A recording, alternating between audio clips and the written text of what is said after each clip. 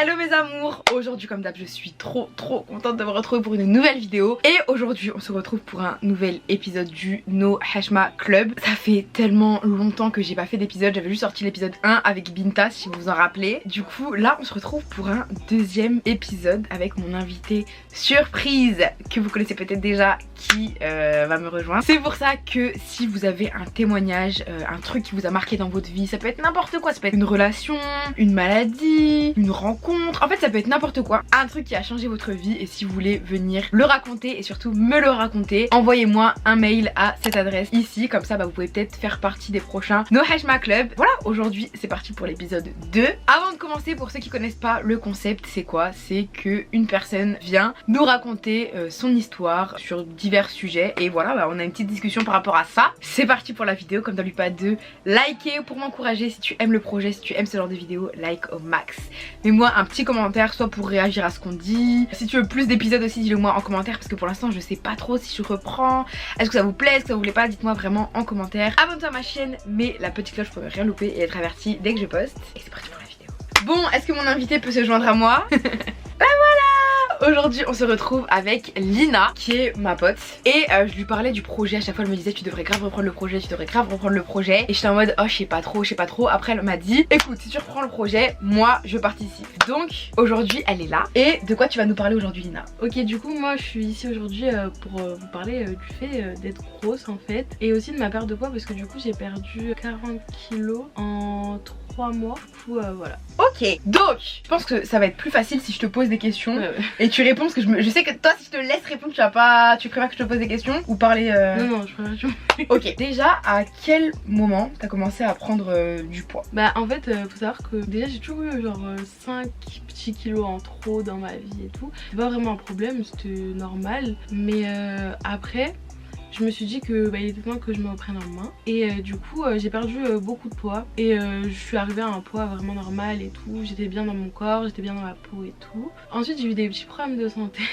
Et j'ai dû prendre la pilule pendant un moment parce que j'avais des règles trop douloureuses. Et du coup j'ai pris la pilule pendant je dirais 3 mois. Et j'ai pris 40 kilos en 3 mois. Non. Vraiment 40 kilos. Mais je vous jure, je sais qu'il y a beaucoup de gens qui disent ouais la pilule c'est bien, ces trucs. Mais moi je l'ai prise une fois quand j'avais 14 ans parce que j'ai de l'endométriose. Du coup vraiment moi mes règles c'est catastrophique. J'ai pris la pilule à mes 14 ans et moi j'avais pas pris du poids. Mais par contre j'étais dans un état psychologique de dingue. Ouais, j'étais en dépression. Et franchement la pilule c'est tellement dangereux dans le sens où soit tu peux prendre du poids mais tu peux prendre comme Lina des dizaines et des dizaines de kilos, ou soit tu peux être en dépression comme moi. Après il y en a qui le vivent bien. Ouais il y en a qui ça marche. Mais moi je sais que par rapport à mes troubles alimentaires, aujourd'hui je peux plus prendre de pilules. Ça fait depuis mes 14 ans j'ai pas touché à une pilule. C'est ma phobie. J'ai pris la pilule pendant 3 mois. Après je l'ai arrêtée parce qu'en fait quand on est tous les jours avec quelqu'un, moi faut savoir que j'étais plus chez mes parents, du coup j'habitais toute seule. Pendant un moment je parlais plus trop avec eux, du coup je les voyais pas. J'étais souvent avec mes amis, mais comme je les voyais tous les jours, eux voyaient pas forcément que je prenais du poids. Et puis genre je suis rentrée chez mes parents et ils m'ont pas reconnu. En plus les parents rebeux hein. Ouais. En plus. Au point où ils t'ont pas reconnu, mais t'avais pris combien de poids 40 entre le moment où genre. C'est-à-dire ils t'avaient pas vu? Non, en 40 kilos ils t'avaient pas vu. Pendant 3 mois c'était pas vu. Punaise, ok. J'avais pas vu mes parents pendant 3 mois et quand ils m'ont vu c'était en mode mais tu prends des hormones. Aujourd'hui t'en rigoles, mais on a déjà parlé et ça t'avait pas fait rire au début. Non franchement c'est un truc que j'ai très mal vécu parce que moi je me rendais pas compte et les gens autour de moi ils s'en rendaient pas compte. Comment tu trouves qu'ils ont été ta famille par rapport à ta prise de poids? Est-ce que tu les as trouvés bienveillants, genre est-ce qu'ils étaient en mode t'inquiète ma chérie, ou est-ce que tu trouvais qu'ils étaient un peu en mode ils t'enterraient un peu? Je pense que ça partait d'une bonne intention, que ça a toujours été quelque chose de bienveillant dans le sens où c'était pour moi, mais ça a jamais été fait de la bonne manière. Ça m'a affecté toute ma vie, même avant hein. Et je veux dire c'est un problème qui existe depuis toujours. Enfin en fait se prendre des remarques de ses parents c'est toujours pire que de se prendre des remarques de gens qu'on connaît pas en fait. C'est à dire que moi ce que les gens me disaient ça m'affectait pas plus que ça, mais quand ça venait de mes parents c'était mentalement tellement horrible. Mais moi quand ça vient de ma mère c'est un truc de ouf. Et moi toute ma jeunesse on m'a fait des remarques sur mon poids. Je vous avais déjà parlé de mes troubles alimentaires plusieurs fois sur ma chaîne. Et je suis arrivée à un point où j'ai 21 ans bientôt. Et quand je suis chez ma mère, c'est impossible de manger devant ma mère. La dernière fois j'ai mangé une compote devant ma mère et je l'ai vomi devant elle parce qu'en fait mentalement j'ai un blocage tellement que on m'a fait des remarques que j'arrive pas à manger devant ma famille. Je comprends, mais même moi... Est-ce que ça t'est déjà arrivé de manger un truc devant ta famille et de te dire mais là ils sont en train de me juger? Pas devant eux. Tu vois, parce que tu sais que quand tu vas manger ils vont te juger. Non mais moi je mange pas devant eux. En fait je pense que moi j'agirais pas comme ça plus tard si j'ai des enfants. J'agirais vraiment pas comme ça parce que c'est quelque chose qui a affecté ma vie toute ma vie. Et mes parents ils s'en rendent pas compte. Et comme j'ai dit je pense pas que ce soit quelque chose de malveillant ou méchant envers moi. Je pense qu'ils m'aiment et que c'est pour ça qu'ils ont été comme ça. Je pense qu'ils sont maladroits. Oui voilà, je pense que c'est quelque chose de maladroit, mais c'est quand même quelque chose qui m'a affecté toute ma vie, qui a été très dur à vivre. C'est à dire que même encore aujourd'hui des fois je leur en veux, alors qu'en vrai genre c'est la vie quoi. Moi, tous mes amis savent et tous les gens qui me connaissent vraiment savent que j'en veux à une de mes tantes pour m'avoir fait des remarques sur mon poids. Tu sais quand je parle de ma tante, c'est pour vous dire qu'en fait, je trouve que quand on fait une remarque à quelqu'un sur son poids, surtout quand t'es enfant en fait, quand t'es enfant et qu'on commence à te faire des remarques sur ton corps, sur ton poids, c'est un truc qui marque à vie. J'ai 21 ans et les remarques qu'on m'a fait quand j'avais genre 8 ans, je les ai encore là. On va continuer du coup un peu dans ton histoire. Donc t'as pris tout ton poids, t'es rentré chez ta famille, ils t'ont pas reconnu. Et du coup toi tu avais pas vu que t'avais grossi, enfin tu t'étais pas rendu compte. Comment t'as réagi quand Bah en vrai moi je me suis dit bah vas-y j'ai pris 10 kilos. C'est la meuf qui se rend pas compte, elle rentrait plus dans ses jeans. Mais je sais pas, je m'en rendais vraiment pas compte. Et du coup en vrai ça m'a pas aidé à perdre du poids. Enfin j'ai continué à prendre du poids sans mentir avec le temps. Et puis même il y a eu un moment dans ma vie où j'ai dû prendre des médicaments, des anxiolytiques, des antidépresseurs. C'était pas très cool. Et ça aussi ça m'a fait grossir.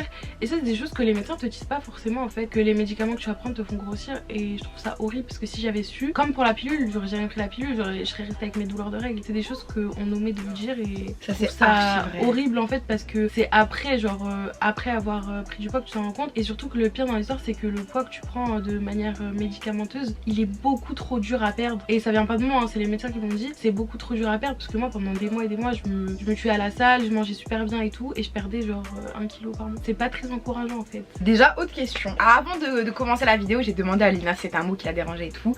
Est-ce que ça te dérange le mot grosse? En vrai non, pour moi c'est un adjectif comme grande, petite, mince.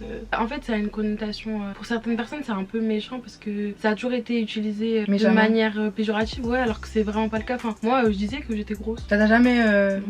Et c'est quoi d'ailleurs le poids maximum que t'as atteint? C'est 135 kilos. Anecdote. Et franchement c'est là où j'ai demandé la première fois à Lina de faire un épisode du No Hashma Club. Je me rappelle que c'était à ce moment là. On se baladait dans la rue avec Lina et il s'est passé un truc de ouf. C'était un soir donc on se baladait dans les rues de Marseille. Je me baladais avec Lina et 2 autres potes à moi. Et il y a un mec qui m'arrête et qui dit ouais appelle ta pote, appelle ta pote. Et j'ai pas compris sur le coup. Donc j'appelle Lina et Lina est en train de manger une glace. Et là t'as le mec qui dit à Lina ouais mais t'es déjà énorme, pose ta glace, jette ta glace, t'es déjà grosse, là. Et c'était choquant genre dans la rue. Et Lina elle s'est énervée carrément, elle voulait aller taper le mec pour vous dire que c'est une dinguerie en fait. Il t'est arrivé plusieurs expériences comme ça? Parce que moi c'est la première fois que je voyais ça. Non mais en vrai dans la rue non, mais sur les réseaux tous les jours, même quand on avait fait la vidéo My Mag, enfin genre en fait moi je le savais même avant de faire la vidéo, je savais les commentaires. Oui parce que pour le contexte on a fait une vidéo toutes les deux qui a été diffusée sur un média au My Mag. Lina avait eu quelques commentaires. Ouais genre hyper méchant, genre en mode ouais on dirait un amant après.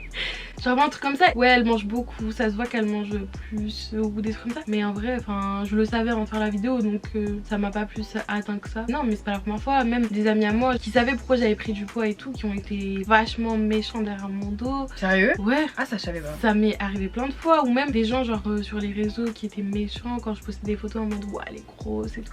Enfin, en fait c'est des trucs t'es en mode mais en fait qu'est-ce que ça vous fait? Genre je vous dirai jamais un jour j'avais croisé un mec de ma ville dans la rue et tout. Bref il était venu me dire bonjour tout ça. Et genre je crois le lendemain ou le surlendemain genre il m'avait unfollow de Twitter. Et il avait fait des tweets en mode ouais en fait moi j'ai rien contre les grosses mais si vous êtes gros genre dites-le. Et j'étais en mode enfin mec on se connaît pas tu vois. Enfin c'est toujours les hommes losers vraiment qui font ce genre de trucs. De toute façon c'est pas que j'ai un problème contre les hommes qui tweetent, mais il y a un certain type d'hommes qui tweetent trop et je peux pas. Ça je peux pas. Tu vois qui tweetent genre ce genre de trucs inutiles. Mais ouais genre mec tu sais que je vais le voir, enfin les gens vont le voir et tout, ça a aucun intérêt. Mais ouais plein de petits trucs comme ça en vrai. Je pense que toute ma vie on m'a fait des remarques sur ça sans mytho. Après je pense qu'avec le temps t'apprends à vivre avec et t'es plus en mode quand les gens te font des remarques t'es plus en mode ok. Enfin je m'en suis pas cachée tu vois. Ou alors même un jour on m'a reproché de genre jamais mettre des photos de moi en entier et j'étais en mode et en plus c'était un pote à moi. Genre un jour il m'appelle, il me dit ouais je comprends pourquoi tu peux jamais de photos de toi en entier et tout. Et genre après genre j'ai appris que c'était parce que il trouvait que genre sur mes photos ça se voyait pas que j'étais grosse et que alors en vrai genre j'étais grosse. Et j'étais en mode mais hein, qu'est-ce que ça te fait tu vois, on est censé être amis on s'en fout. Plein de trucs comme ça. Ouf, hein. En vrai après avec le temps t'apprends à t'en foutre et ça passe. Qu'est-ce qui a fait que t'as décidé de perdre du poids? Parce que moi quand je t'ai connue t'étais vraiment en mode genre tu ouais je m'en foutais. Mais en vrai j'avais des problèmes de santé, genre ça devenait un peu grave sans mentir. Bah l'apnée du sommeil. Ouais l'apnée du sommeil. Pour ceux qui savent pas c'est quoi l'apnée du sommeil? En gros c'est quand t'arrêtes de respirer quand tu dors. J'ai fait un test d'apnée du sommeil. À 94% de mon temps de sommeil je faisais de l'apnée du sommeil et du coup ça devenait vraiment trop dangereux. Je devais dormir avec une machine et tout. Bah déjà s'il y a eu ça. Après j'avais des mauvaises analyses genre au niveau des reins, du foie, plusieurs trucs. et mon médecin m'a conseillé de me faire opérer parce que du coup j'arrivais pas à perdre du poids naturellement et tout, ça prenait trop de temps. Du coup mon médecin m'a conseillé de me faire opérer, de me renseigner sur une sleeve, de voir un chirurgien, etc. Ouais. Bah ce que j'ai fait, alors que bon, au début j'étais vraiment contre dans le sens où c'est un truc qui m'intéresse pas et même ma famille voulait pas. Tous les jours ils voulaient que je maigrisse mais quand je leur parlais de ça ils étaient en mode non. Et du coup je me suis renseignée, j'ai vu un chirurgien, il m'a grave rassurée, il m'a expliqué comment ça se passait, il m'a dit que j'aurais un nouveau rythme de vie, qu'il y aurait plein de choses qui changeraient et ça m'a rassurée. Je me suis dit bah ouais pourquoi pas. Du coup je me suis un peu lancée dans l'aventure parce que faut savoir que ça prend des mois et des mois pour se faire opérer. Tu peux pas décider du jour au lendemain de te faire opérer. C'est vraiment genre un parcours pendant 6 mois où tu vas chez le médecin très souvent et tout, tu fais plein de tests, tu vois même un psychologue pour être sûr que t'es apte mentalement à te faire opérer. Enfin il y a vraiment plein de choses à faire. Je veux dire c'est pas une décision que tu prends à la légère, c'est vraiment quelque chose d'assez lourd en fait. Du coup j'ai quand même décidé de le faire après les 6 mois et tout. J'ai eu ma date d'opération et voilà. Du coup, elle s'est bien passée ton opération? Bah dans l'ensemble ouais. Ouais. Est-ce que ça a été difficile pour toi après? Parce que je crois qu'après tu pouvais pas manger hein. Chaque fois que j'appelais Lina elle me buvait genre, je lui disais t'as mangé quoi aujourd'hui? Elle me disait j'ai mangé une cuillère d'un yaourt et un peu d'eau et j'étais en mode mais what? Et même je suis restée longtemps à l'hôpital. Ouais. Je suis restée longtemps à l'hôpital parce que même avant de m'opérer ils ont découvert que j'avais du diabète. Je suis restée 2-3 semaines à l'hôpital. Bah c'était pas très fun parce qu'au début vraiment genre tu manges rien du tout, c'est catastrophique. Et même mentalement c'est hyper dur. Même si t'as plus la sensation de faim parce qu'on te coupe une partie d'estomac avec l'hormone de la faim, du coup t'as plus de sensation de faim et tout, mais tes habitudes font que tu ressens en fait t'as envie de manger quand même. Et même mentalement c'est super dur parce que t'as envie de manger quoi comme les autres. Tu peux pas. Au début je regrettais beaucoup. Maintenant je vais mieux et tout, je regrette plus du tout. Mais au début ouais je regrettais de fou. Tous les jours je pleurais, je disais ouah j'aurais jamais dû faire ça. Mais en vrai non. Aujourd'hui je suis contente de l'avoir fait. Qu'est-ce que tu aurais à dire à d'autres femmes qui étaient dans ton cas, dans l'obésité? Bah en vrai, moi j'incite personne à se faire opérer parce que c'est quelque chose qui est lourd mentalement et même physiquement. Enfin je veux dire on se reconnaît pas. Enfin moi encore aujourd'hui je me reconnais pas dans une glace et tout. J'ai perdu 40 kilos, peut-être un peu plus maintenant parce que ça fait longtemps que je me suis pas pesée. En fait tu te vois dans la glace comme t'étais avant. Et il y a un suivi psychologique à avoir vraiment parce que faut pas négliger. Au début on dit non et tout. Pour moi c'est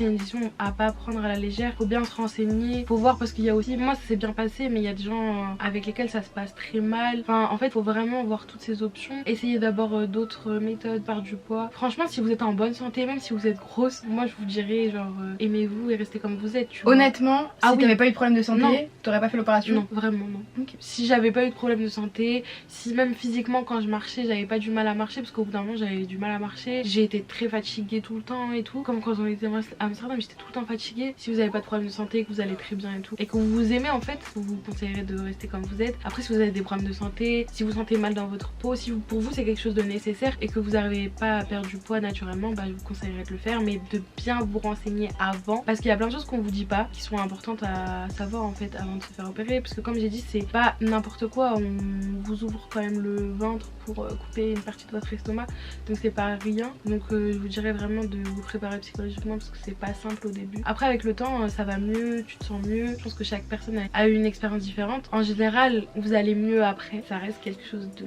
personnel, donc je pense que tu pourrais pas non plus inciter les gens à le faire. Et est-ce que tu trouves qu'il y a une différence entre comment les gens te traitaient avant que tu perdes les 40 kilos et comment ils te traitent maintenant? Non franchement je vais pas mentir, oui, mais je l'ai même remarqué avant de maigrir. Quand t'es mince, quand t'es jolie, enfin j'étais pas moche hein, j'étais belle, mais quand t'es mince, quand t'es jolie, on te traitera jamais de la même manière que quand t'es grosse. Et ça c'est un fait, et ça c'est dans la vie de tous les jours, même au travail. Au travail on te traite pas de la même manière, partout en fait, même dans la rue, dans les restaurants, même tes amis en vrai, pour être objectif, c'est des trucs un peu maladroits et tout. Les gens ils s'en rendent pas compte que ça peut être blessant quand on te fait des remarques en mode ouah t'as trop maigri, t'es trop belle maintenant et tout, mais ça veut dire quoi genre vraiment genre, je sais que ça part pas d'une mauvaise intention. Tellement. Moi je t'ai envoyé tout à l'heure une photo à Marseille où t'étais donc à ton plus haut poids, mais je t'ai pas dit t'as glow up ou quoi, t'as vu? Je t'ai dit non, ah t'as vu il y a une différence de poids, parce que je sais qu'en fait pour moi c'est même pas du glow up de perdre du poids en fait, c'est pas un glow up de perdre du poids. En vrai t'as pas besoin de ça pour être belle en fait, parce que quand on dit que quelqu'un qui a perdu du poids il a glow up, bah je trouve qu'après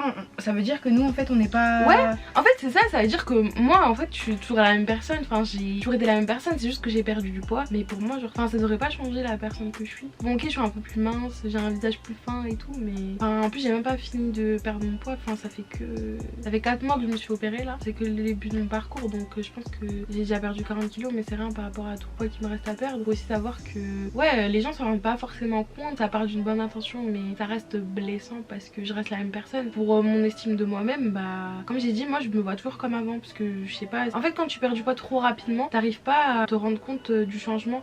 Je le vois que sur mes vêtements ou des fois sur certaines photos où c'est vraiment flagrant, mais en réalité t'arrives pas à t'en rendre compte. Ça veut dire que des fois je me dis mais j'ai pas trop l'impression d'avoir changé et les gens ils sont là en mode t'es trop belle maintenant et tout. Enfin, c'est pas que c'est blessant, mais c'est que je me dis juste que bah avant ils le pensaient. Et tu penses quoi des gens qui disent que les gens qui sont obèses c'est parce qu'ils mangent trop? Non, c'est faux. C'est faux parce que je peux vous dire que j'ai pas grossi avec la nourriture. J'ai peut-être pris quelques kilos avec la nourriture parce qu'il y a un moment où j'avais un problème avec la nourriture. J'ai toujours eu un problème avec la nourriture. Mais je veux dire, c'est pas au moment où je faisais mon poids maximal. Au moment où je faisais mon poids maximal, je mangeais normalement. Je mangeais quasiment rien même. Et pourtant, je perdais pas de poids. Donc pour moi, la nourriture ça veut rien dire. Il y a des gens qui mangent très bien, qui font même du sport et qui sont pourtant obèses. Faut aussi savoir qu'il y a des facteurs génétiques, il y a des facteurs de santé, il y a des médicaments qui font grossir. Il y a plein de choses. Et les gens en fait, ils pensent juste que quand t'es gros, tu passes ta vie à manger. Mais c'est vraiment pas le cas. Il faudrait vraiment que les gens s'enlèvent cette idée de la tête et peut-être qu'ils seraient un peu moins méchants, parce que c'est facile de taper sur les doigts de quelqu'un parce que soi-disant il mange trop, mais vous n'êtes pas avec lui tous les jours, vous savez pas ce qu'il fait, enfin en fait vous êtes même pas sûr de votre information et c'est encore plus blessant en fait quand on te critique sur ton poids alors que toi bah t'as eu des problèmes de santé, t'es malade, t'as dû prendre des médicaments, donc ça veut dire que ça se trouve c'était des choses graves et que t'as pas forcément envie d'expliquer aux gens et en fait les gens ils restent quand même méchants et quelque chose de pas sympa en fait. On devrait juste se mêler de ce qui nous regarde. Vraiment, je pense que c'est le bon mot de la fin. Est-ce que tu as un dernier mot à dire ou un truc que tu trouves important de dire? Moi je pense que le plus important et la chose à retenir de cette vidéo, c'est qu'il faut s'aimer même avant de se faire opérer, hein, même si c'est une de vos décisions, enfin si vous voulez vous faire opérer, si vous voulez perdre du poids et tout, faut jamais oublier qu'il faut s'aimer avant parce que c'est pas en perdant du poids qu'on s'aime. Aujourd'hui j'ai perdu du poids mais c'est pas ça qui m'a fait gagner confiance en moi. Je pense qu'il faut avoir sa confiance en soi même avant de se faire opérer, peut-être mieux le vivre que en fait penser que c'est en perdant du poids que tu vas t'aimer plus, parce que c'est faux, c'est une fausse idée et ça a été prouvé à maintes reprises. Il y a plein de gens qui ont perdu énormément de poids et qui s'aiment toujours pas parce qu'en fait ils se sont jamais aimés, ils pensaient qu'ils allaient s'aimer en perdant du poids mais c'est faux. Donc ouais, je pense qu'il faut avant s'aimer, si on s'aime pas personne ne peut vraiment nous aimer, donc c'est la chose la plus importante et la chose à retenir. Et si vous avez besoin de conseils ou d'informations, peu importe, si vous voulez parler avec moi par rapport à ça, mes DM ils sont ouverts, je réponds à ce genre de messages en tout cas.